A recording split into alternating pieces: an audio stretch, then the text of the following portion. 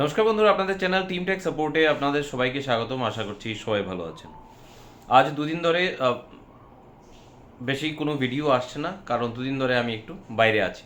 কিন্তু এই মুহূর্তে ভিডিও বানানোর বিশেষ কারণ হলো সারা দিনে প্রচুর এই পরিমাণে রিপোর্ট এসছে যে তার উপর আপনাদেরকে আপডেট দিতেই হয়।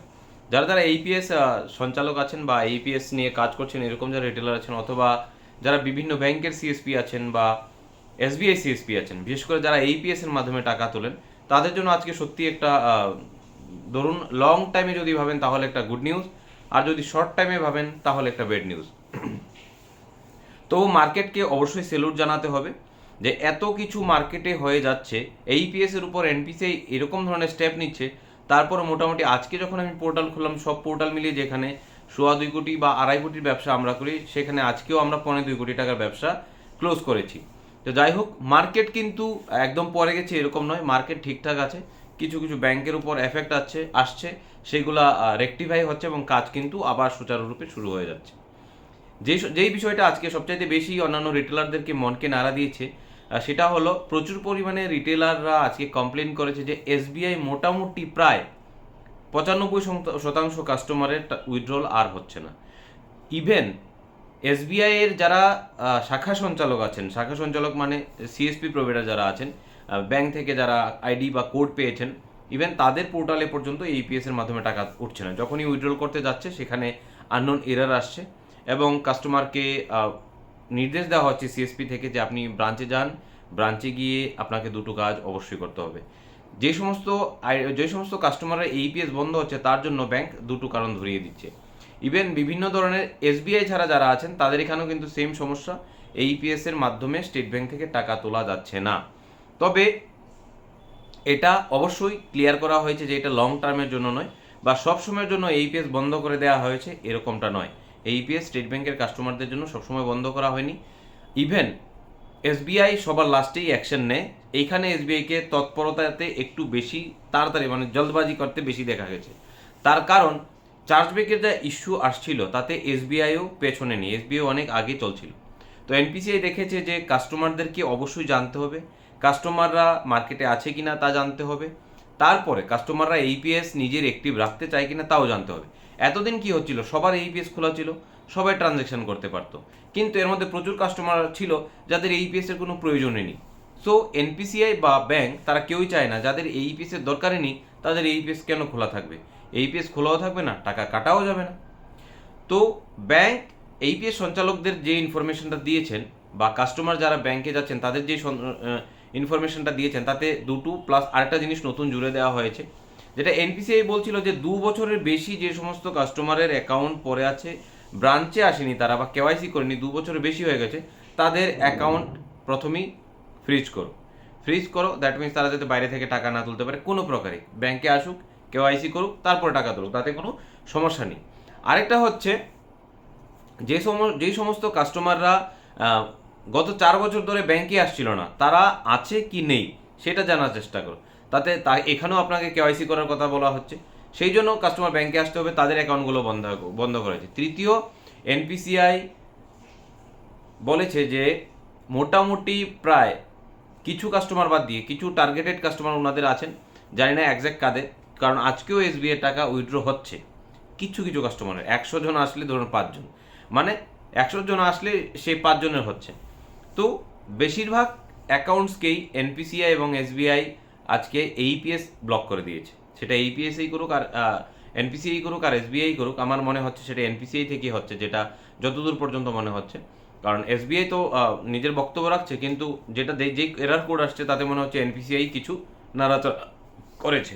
সো কাস্টমারদের টাকা আর উইথড্র হচ্ছে না কোনোভাবেই। সেই কাস্টমারদের কি করতে হবে, ব্যাংক বলেছে যে আপনার ব্যাংকে আসুন, আপনার কেওয়াইসি জমা করুন এবং অবশ্যই একটা লেটার আপনাকে জমা করতে হবে যে আপনি আপনার নিজের ইচ্ছায় এইপিএস লাইভ করতে চান।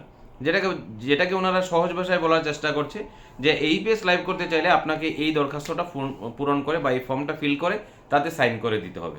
তো আমার যেটা মনে হচ্ছে যে ব্যাংক চাইছে যে এইপিএস এর টাকা উইথড্রলের যে বিষয়টা সেটা আপনি আপনার নিজ দায়িত্বে লাইভ করে যান, আমরা সেটা লাইভ রাখতে ইচ্ছুক নই, এরকমটাই হবে। নয়তো ব্যাংক সবার এইপিএস ট্রানজ্যাকশন কেন বন্ধ রাখবে? আরেকটা কারণ হতে পারে, যেটা আপনাদেরকে বললাম যে ব্যাংক চাইছে যে সমস্ত কাস্টমার বা যে সমস্ত গ্রাহকরা গত 5 বছর ধরে, 3 বছর ধরে বা 2 বছর ধরে ব্যাংকে আসছেই, এসেই টাকা তুলছে বা এটিএমে টাকা তুলছে, তারা এইপিএসের ট্রানজেকশনই কখনো করেনি, তাদের এইপিএস অন রেখে বিপজ্জনক বা ঝুঁকিপূর্ণ অবস্থায় থাকার কোনো মানেই হয় না।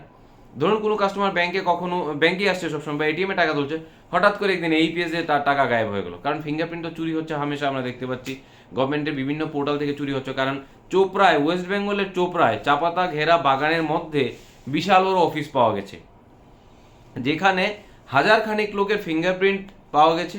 তারপর সাবলিমেশন মেশিন যেটা দিয়ে আপনার ওই রাবার স্ট্যাম্প বানানো হয়, সেই মেশিন পাওয়া গেছে।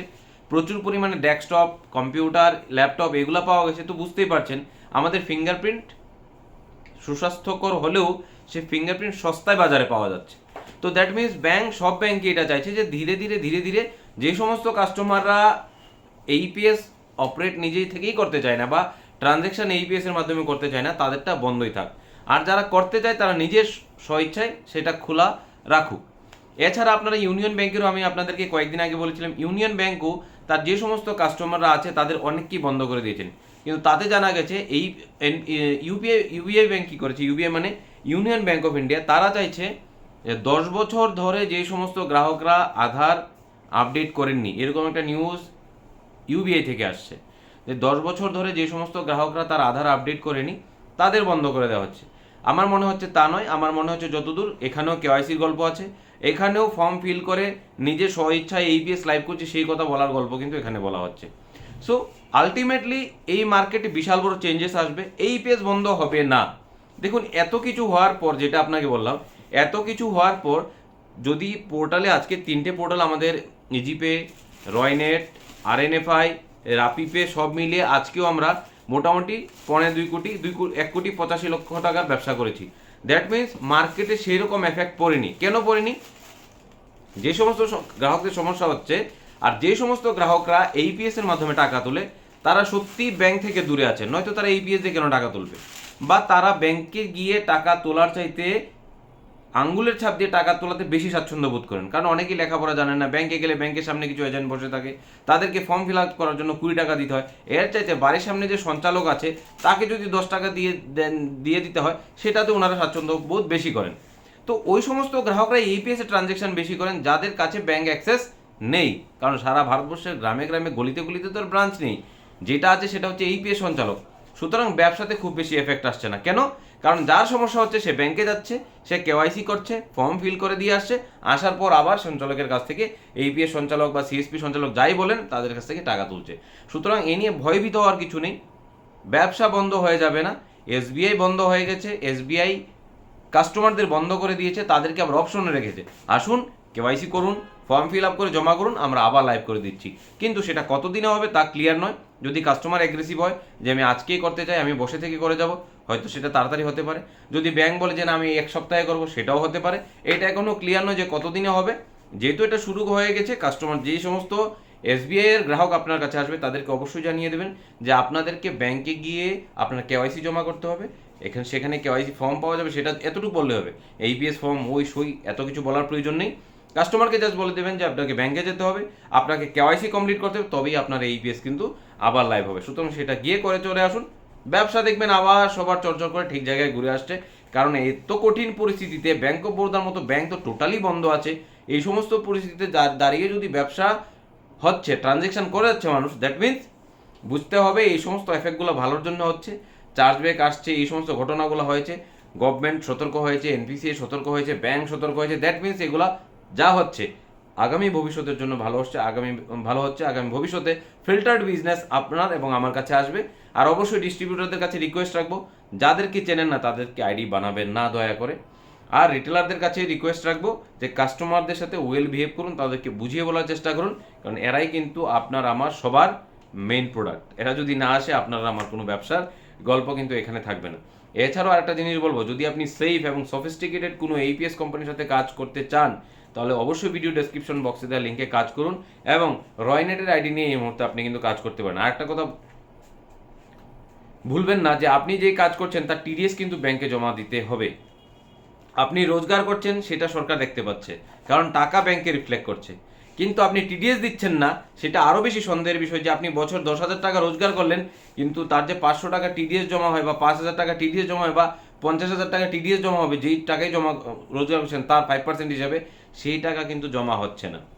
সুতরাং আপনাদেরকে এটা বুঝতে হবে যে আপনার রোজগারের টাকা থেকে 5% টিডিএস হিসাবে ইনকাম ট্যাক্সের ঘরে জমা হবে, এবং সেটা আইটিআর রিটার্ন করে আপনি আইটিআর ফাইল করে নিজের রোজগার কি আছে, নিজের প্রফিট কি আছে জানিয়ে সরকার থেকে আবার রিটার্ন নেবেন। এটাই হচ্ছে কিন্তু ব্যবসা করার পলিসি, উত্তম মাধ্যম।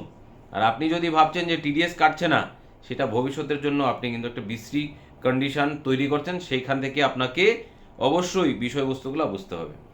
আর এই সমস্ত বিষয়বস্তুতে যেগুলোতে চিন্তাই করতে হবে না, টিডিএসের চিন্তা, ব্যবসার চিন্তা, পয়সা ফেসে যাওয়ার চিন্তা, এই সমস্ত যদি চিন্তা আপনারা না করতে চান, তাহলে এই মুহূর্তে আপনার রয়নেট আইডি নিয়ে অবশ্যই কাজ করতে পারেন। অবশ্যই স্পেশাল কস্টের সাথে আমরা ডিস্ট্রিবিউটার এবং রিটেল আইডি প্রোভাইড করছি সারা ভারতবর্ষে। ওয়েস্ট বেঙ্গলে তো অবশ্যই, ত্রিপুরাতে, আসামে তো অবশ্যই, এছাড়া সারা ভারতবর্ষে আমরা রিটেলার এবং ডিস্ট্রিবিউটার প্রোভাইড করছি। যে যেখান থেকে চান সেখান থেকে নিতে পারেন। অবশ্যই ওয়েস্ট বেঙ্গলের নর্থ ইস্ট ছাড়া বাকি যে স্টেটগুলো আছে সেগুলোতে আমরা আমাদের ডিস্ট্রিক্ট ডিস্ট্রিবিউটারের মাধ্যমে রিটেল আইডি অনবোর্ড করে থাকি।